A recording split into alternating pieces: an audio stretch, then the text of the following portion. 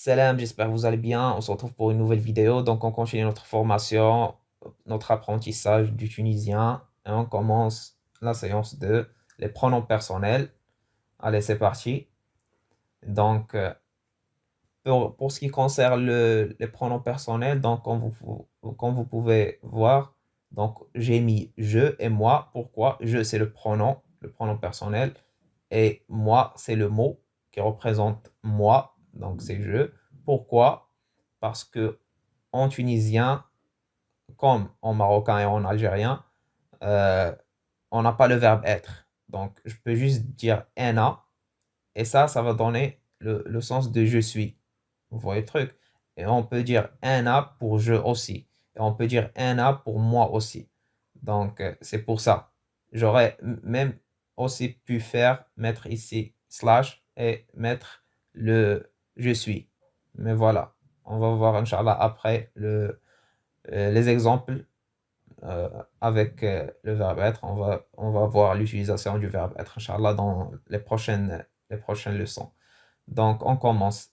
Ena, ena. Ena, c'est-à-dire je ou moi. Enti, enti, c'est-à-dire tu ou toi. Huwa, huwa. Hiya, hiya. Nihna, nihna. Entuma, entuma. Huma, huma. On prend des exemples.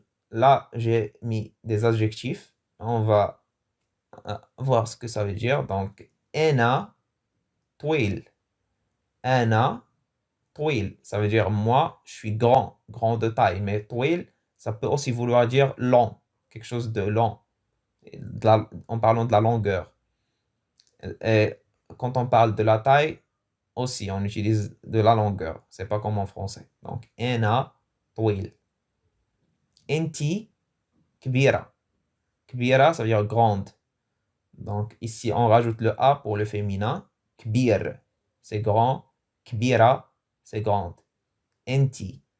Enti, c'est pour toi, masculin ou féminin. C'est les deux, c'est pareil. Enti, kbira. Là, on a vu kbira, donc féminin. Donc, ça veut dire que ça parle d'une fille. Huwa, qarib. Huwa, il. Qarib, proche. Il est proche.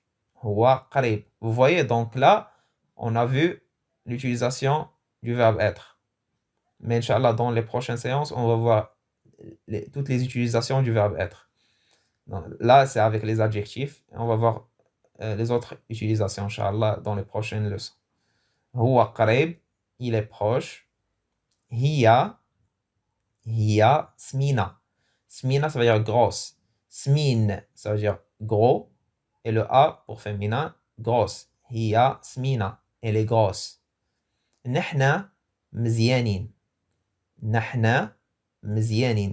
Mzianin, c'est le pluriel pour dire beau. On est beau. Nous sommes beaux. Mzian, mzian, ça veut dire beau, il est beau. Et mziana, ça veut dire belle. Et là, le in à la fin, c'est pour le pluriel. Mzianin. On est beau ou on est belle. Ça dépend de nahna, si ce sont des filles ou des garçons, ou un mélange les deux. Entuma, queen. Entuma, vous êtes, queen, ça veut dire fort, vous êtes fort. Qui, ça veut dire il est fort. Quiya, forte. Queen, ça veut dire fort. Et ça peut aussi vouloir dire forte au pluriel. Entuma. Huma, ksar. Huma, ksar. Ça veut dire eux, ils sont petits, petits de taille. Ou elle. Donc, huma, c'est il ou elle.